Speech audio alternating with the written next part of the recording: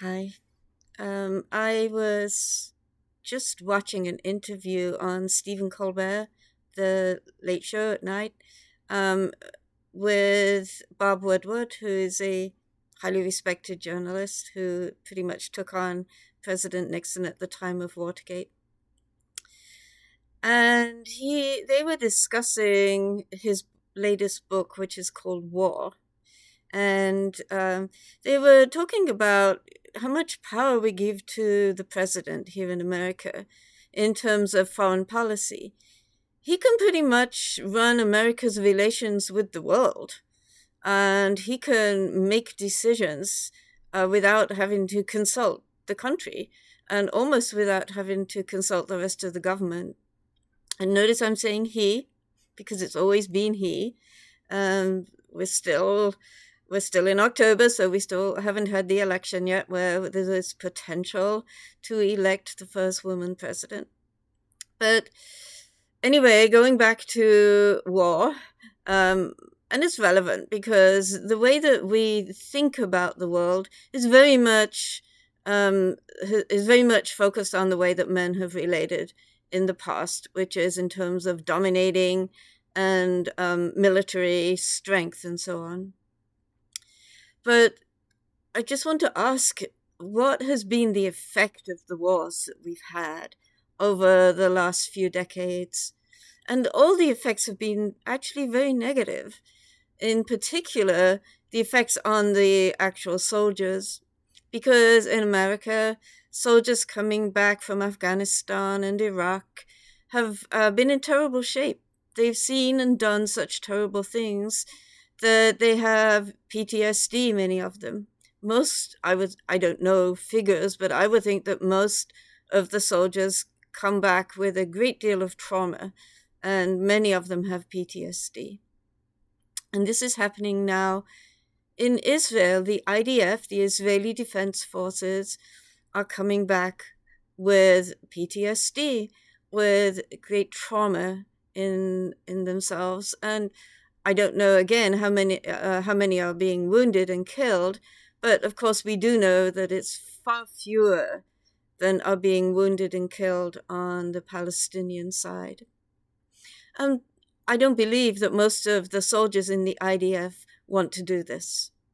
So why are they out there destroying Gaza, totally destroying Gaza, and destroying the population in many ways? They're not even allowing in aid to the civilians in Gaza.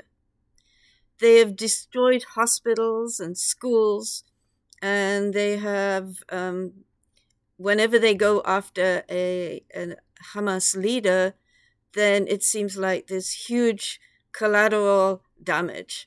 They see the killing of civilians as just collateral damage. So there has been a soft war going on against the Palestinians in Israel for a very long time. Specifically, I would say that Netanyahu has encouraged and allowed the settlers to move into all sorts of places in the West Bank, and is basically trying to eliminate the Palestinian civilization there, the citizens, trying to get them to move out of Israel is the bottom line. And he may not say that publicly, but I'm pretty sure he's saying it privately. So we have to, think, how can we deal with a nation, with a world that has suddenly gone back to wars? And it seems like in many cases, um, the problem has been a single leader, or a single leader surrounded by people he has put in place who are encouraging him to go to war.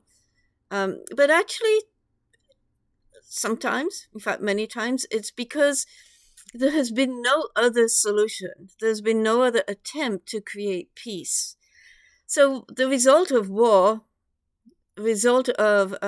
fighting, is for a while one side dominates the other. But then a few years down the road, the other side regroups rearms, remilitarizes, and there's another war. And this has gone on for for all of human history, basically, right? So war is not going to solve it. The governments, as we see them right now, with a single powerful leader who can make decisions to go to war, this is not going to solve the problems. I'm sure even like Putin had other, if he had seen other ways to go, then he might not have wanted to, to sort of recreate the military strength, to, in a sense, recreate the Soviet Union. Of course, he's not calling it that, and not really going back to communism, but he feels that he has to do that, right? So America should have been helping Russia right after communism fell. America should have been helping in a different way. America tried, maybe they tried to help, but actually what they tried to do was to remake the world in their own image. And a lot of that is predicated on dominating the population, economic exploitation. I'm in charge, I'm the boss, I'm strong. Like in America, if you look at what was happening through the 90s, they were busy putting lots and lots of young people in jail here in America.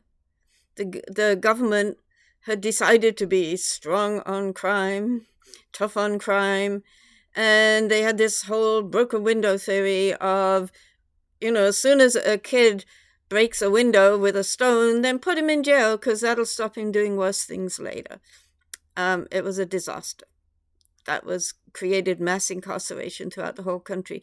So with that sort of thinking, then obviously you're not going to be treating the world with much more respect either.